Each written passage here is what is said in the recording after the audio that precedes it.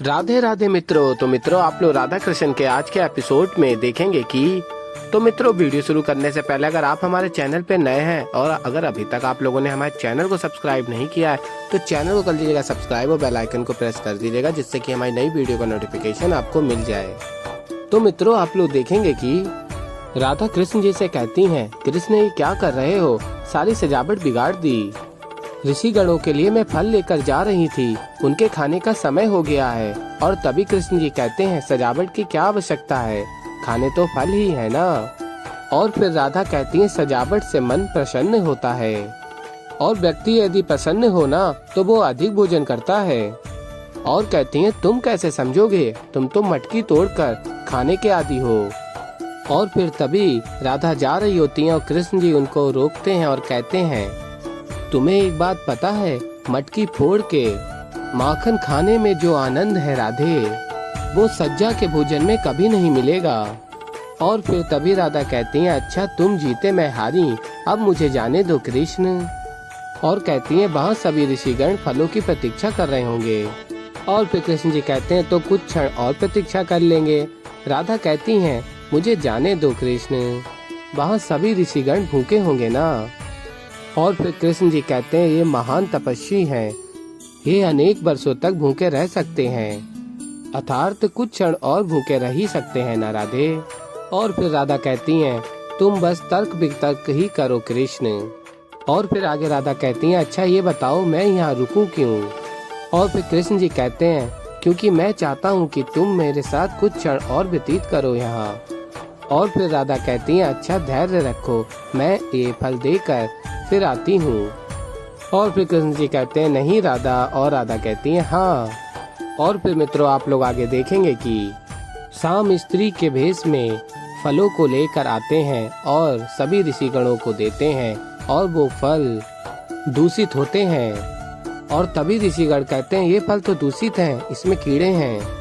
और फिर तभी ऋषि दुर्वासा कहते हैं, द्वारका में ऐसी आतिथ्य की आशा नहीं थी हमें। और कहते हैं, बुलाओ कृष्ण को। कृष्ण कह रहा था कि वो हमारी सेवा करना चाहता है। और कहते हैं, द्वारका में हमारा ऐसा अपमान हो रहा है, जाओ जाकर उस स्त्री को लेकर आओ जो ऐसे दूषित फल लेकर आई थी। और फिर कृष्ण आते हैं और कहते हैं, मुनि श्रेष्ठ क्या हुआ, कोई समस्या है। और तभी ऋषि दुर्वासा कहते हैं, हमें दूषित फल खिलाए जा रहे हैं, तुम्हारे महल में हमारा अपमान हो रहा है। और कहते हैं, राधा ने ये फल भेजे हैं हमारे लिए। और फिर तभी कृष्ण जी कहते हैं, नहीं नहीं मुनिवर, राधा तो हमारे साथ ही थी। और फिर ऋषि दुर्वासा कहते हैं, एक बार पुनः स्त्री ने हमारे कार्य में विघ्न डाला है। और कहते हैं, एक बार वो स्त्री मेरे सामने आ जाए, ऐसा कठोर श्राप दूंगा मैं उसे। और फिर मित्रों, आप लोग आगे देखेंगे, राधा कहती हैं, शांत हो जाइए ऋषिवर, आपका श्राप अत्यंत सिद्ध है। और कहती हैं, किसी से अवश्य ही अज्ञानता बस भूल हुई होगी, मैं अभी आपके लिए भोजन बनाकर लाती हूँ। और फिर मित्रों, आप लोग आगे देखेंगे कि गुरु शुक्राचार्य कहते हैं, नारायण को हराने के लिए रावण, बाली, कंस न जाने कितने शिष्यों की ये बलि दे चुका है शुक्रा, अब तुम्हारी भी सही शाम। और फिर मित्रों, आप लोग आगे देखेंगे, द्वारकावासी कहते हैं, बलराम जी ये क्या है। और फिर बलराम दाऊ कहते हैं, आपको ज्ञात नहीं है, वो यज्ञ के लिए जो ऋषि मुनि आए थे कान्हा के आग्रह पर, वो द्वारका में कुछ दिन और रुक गए हैं, आज वो सबको आशीष भी देंगे। और फिर मित्रों, आप लोग आगे देखेंगे कि बलराम दाऊ कहते हैं, ये कान्हा अब तक आया क्यों नहीं। और फिर कान्हा के समक्ष बलराम दाऊ जाते हैं और कहते हैं, तुम यहाँ झूला झूल रहे हो। और फिर कृष्ण जी कहते हैं, हाँ मैं वहाँ आके करूँ भी क्या, सारे प्रबंध तो आपने पहले ही कर दिए हैं दाऊ।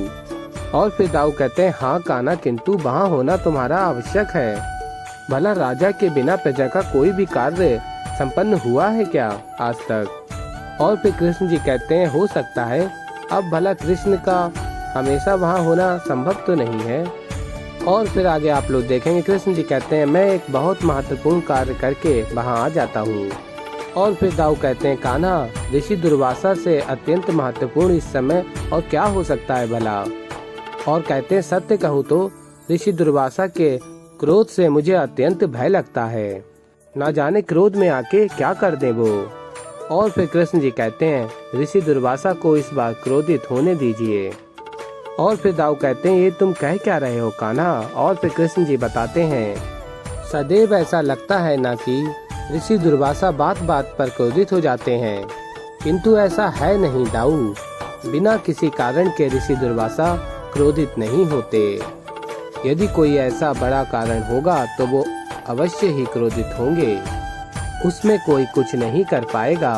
और फिर तभी दाऊ कहते हैं तुम क्या कह रहे हो, मुझे कुछ भी समझ नहीं आ रहा, किंतु एक बात मैं भली भांति जानता हूँ, यदि ऋषि दुर्वासा को क्रोध आ गया।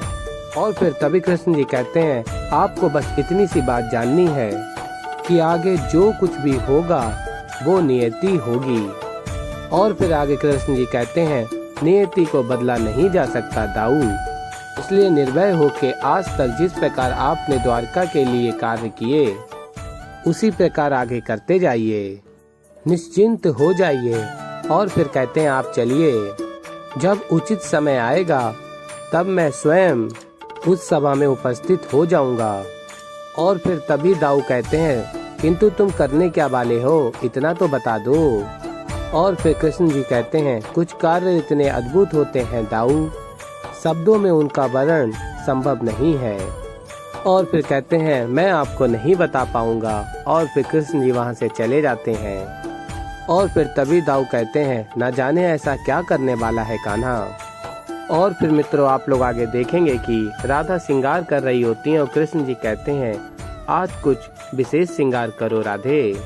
और कहते हैं आज का दिवस अत्यंत महत्वपूर्ण होने वाला है, अब मैं एक अलौकिक कार्य करने जा रहा हूँ, सज्ज रहना। और फिर तभी आप लोग देखेंगे राधा को उनकी सखियाँ लिए जाती हैं। और फिर तभी कृष्ण जी कहते हैं क्या हो रहा है, मैंने तो एक अत्यंत विशेष योजना बनाई थी और यहाँ तो राधा सखियों के साथ चली गई। और फिर आगे आप लोग देखेंगे कि राधा कहती हैं कि उस दिन मुझे ऋषिगणों को फल भी प्रस्तुत करने नहीं दिए और आज आशीष देने से रोक रहा है। और फिर आगे आप लोग देखेंगे राधा कृष्ण से कहती हैं कृष्ण इस समय तुम्हें ठिठोली सूझ रही है, जाने दो मुझे। और फिर तभी कृष्ण जी कहते हैं अरे तुम कहाँ जा रही हो राधा, रुको तो सही, बात तो सुनो, रुक जाओ ना यहीं पे।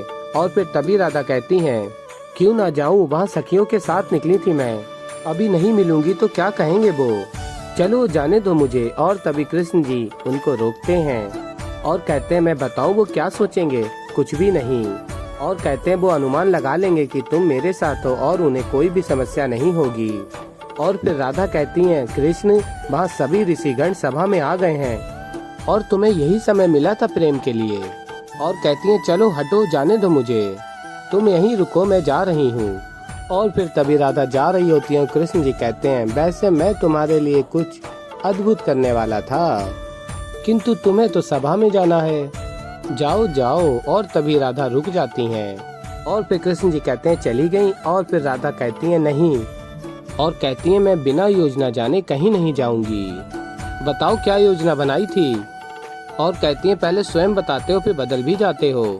और फिर कृष्ण जी कहते हैं मैं जानता था मेरी योजना के लिए तुम सब कुछ त्याग सकती हो।